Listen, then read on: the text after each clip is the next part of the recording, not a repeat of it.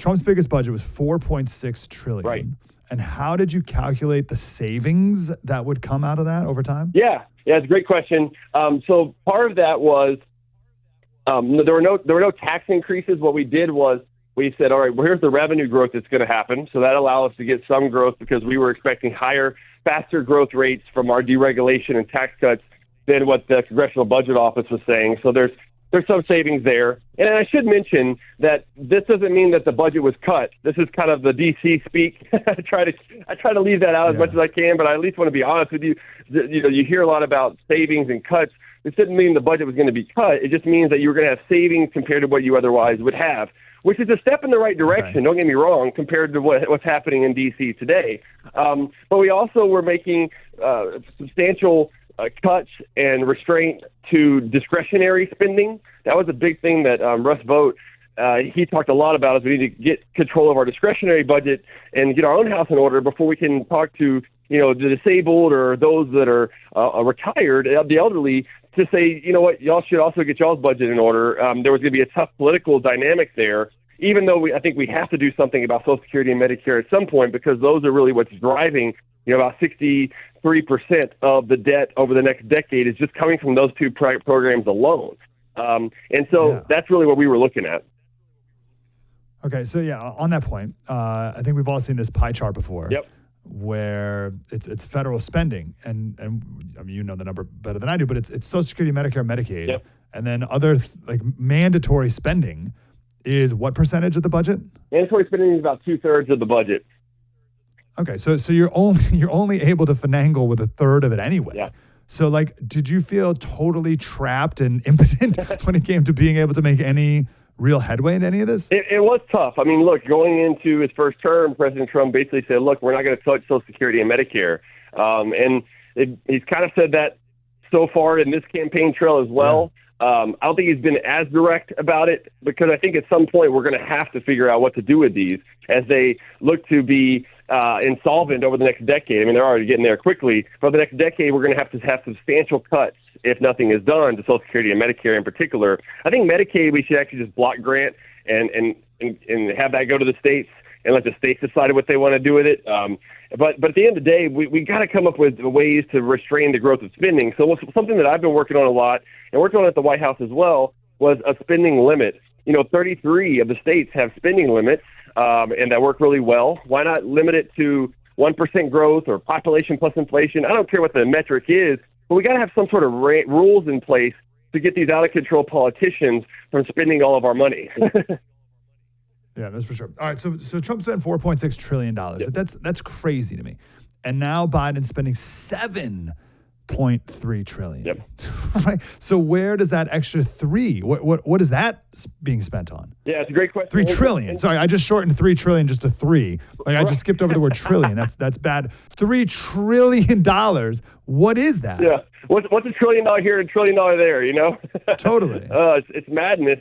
And one thing I should mention too is that under Trump's budget, as a percentage of GDP, which some like to look at, right, as a share of the economy, we were looking at about 21% of the economy. Now we're talking about 25 to 26% of the economy. So it also means that you're crowding out more of the productive private sector under the Biden budget compared to what we were in the Trump budget. And don't get me wrong, I think 20% is too much of the government to be crowding out and redistributing our money, but that's a way to look at it. So now we're up to $7.3 trillion. Part of this was, you had all this COVID spending, which there was about $10 trillion added into the national debt from excess spending during the last 3-4 years. Some of that is made permanent over time. Some of those funding are still going out because they put them in that place for multiple years before they would be depleted entirely.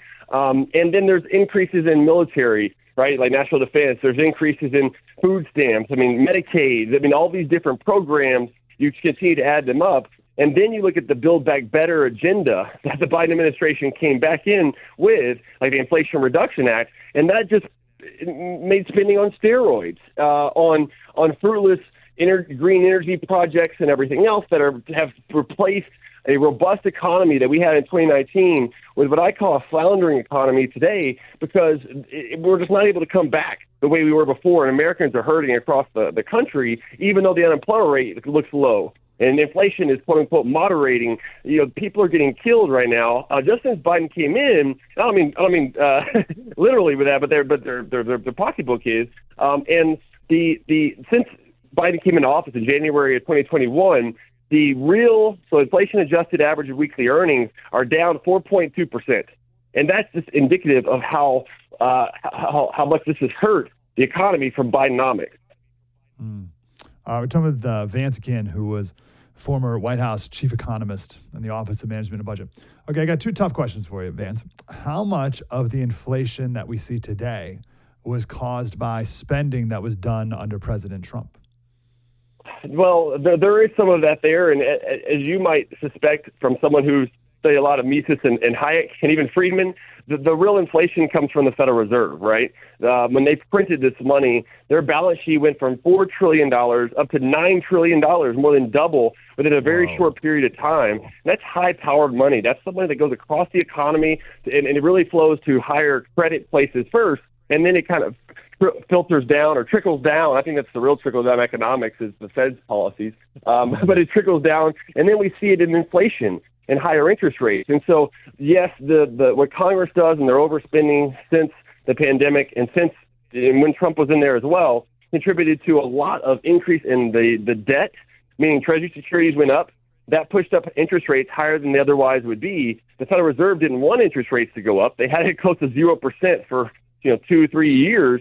So they would just pump more money into the economy. And that created the inflationary pressure and inflation that we see out there. And now the Fed's balance sheet is down from $9 trillion to about $7.5 trillion, but it's still almost double what it was before the pandemic. And so I've been saying, look, we got to start not just looking at the interest rates, but looking at the Fed's balance sheet to get back down to $4 trillion, or even below that, really, because it was already bloated, too bloated then, before we actually see inflation go away. So, yes, Trump's policies contributed to the inflation, but it was the Fed and then the Biden administration coming in and fueling them with more debt to purchase that really kept the inflationary pressures up for a lot longer than many expected.